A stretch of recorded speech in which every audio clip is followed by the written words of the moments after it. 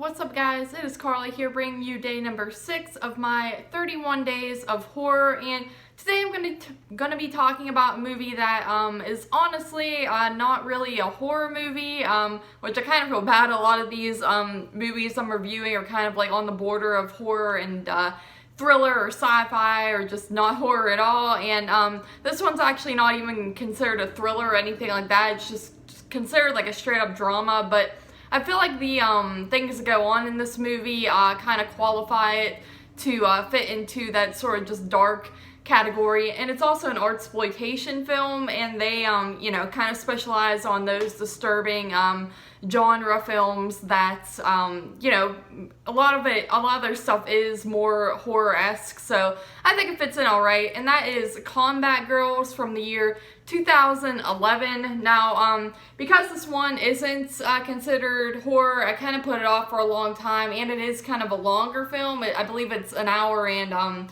46 minutes or something like that, so you know, I just kind of put it off for probably about 2 years now. I think JP actually gave me this 2 Christmases ago, so it's kind of just sat in the collection for that long and finally got around to it. But the story with this one is you're basically following these 2 girls. That's kind of your main setting, like this main story revolving around 2 different girls, and it's one of those things where it's 2 kind of different stories that sort of merge together in a way. And the one girl is just a 15-year-old high school student. She is a straight-A student, and her stepfather is very strict with her and expects her to do good things. The girl smokes behind his back because he doesn't approve of her smoking or anything like that, and she just kind of develops this really rebellious personality, and she starts dating this guy, and he is involved with a neo-Nazi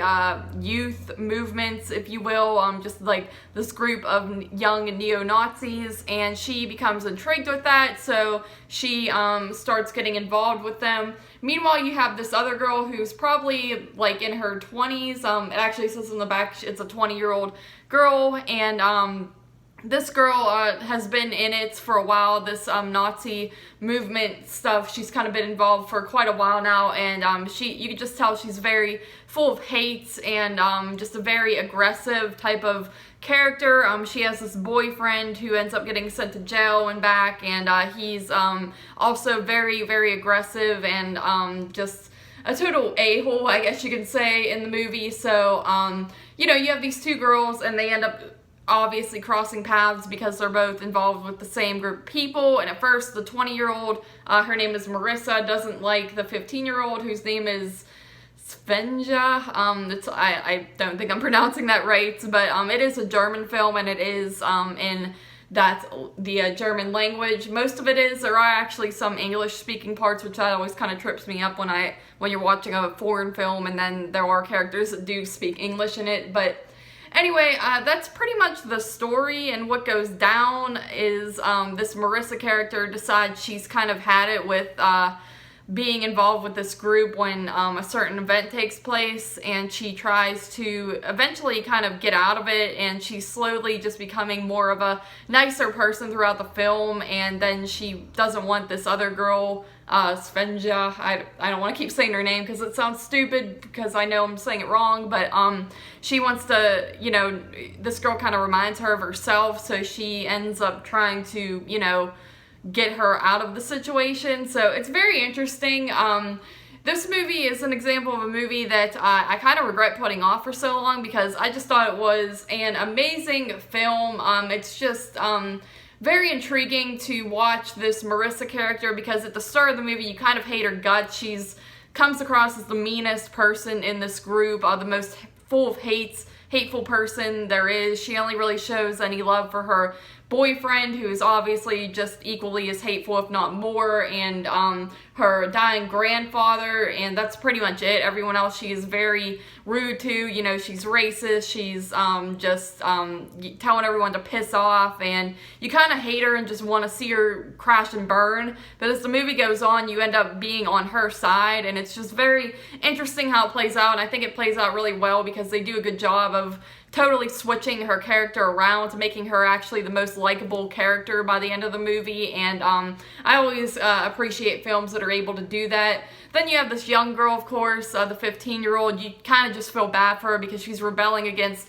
her parents. She has kind of a bad home life with her stepdad being sort of an asshole. There's actually a pretty disturbing scene in the movie involving smoking that just seems like total abuse in its own cruel type of way. I guess you could say unique type of way, but so you kind of feel bad for her, and you feel bad that she's rebelling and going towards a hateful group such as this, and you want to see her just kind of get out of it. And you know, once again, she's also like a likable character, and it's kind of the opposite where she's likable and then she turns into someone you don't really like. It's not as strong as with the Marissa character, but it's still interesting nonetheless, and you want to see her not kind of fall down that path.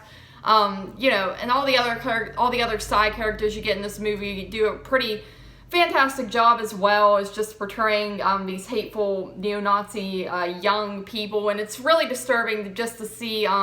It's definitely a good message on brainwash and how people, especially the young people, can be easily influenced by things, and they're kind of like telling the adults who aren't involved that they're the ones who are brainwashed, and it's just kind of this big thing, and it just seems very true to life and disturbing in that way.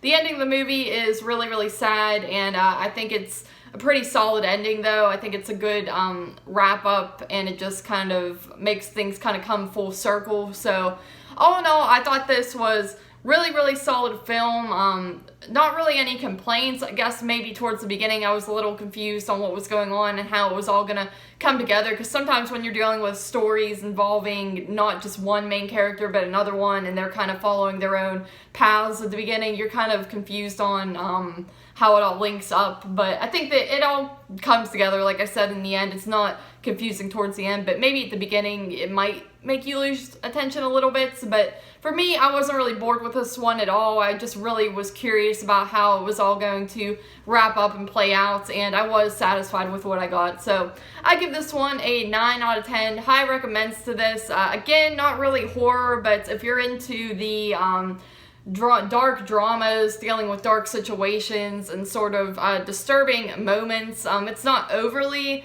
disturbing as some other movies that kind of revolve around this type of content could be, but you know, nonetheless, I think it's got some fantastic moments that kind of stick with you. So definitely recommend this to horror fans and just fans of dark films and genres and all that type of stuff. So 9 out of 10 for Combat Girls. Thank you guys once again for joining me for day number 6 here on my 31 days of horror, and as always, I will see you tomorrow for day number 7.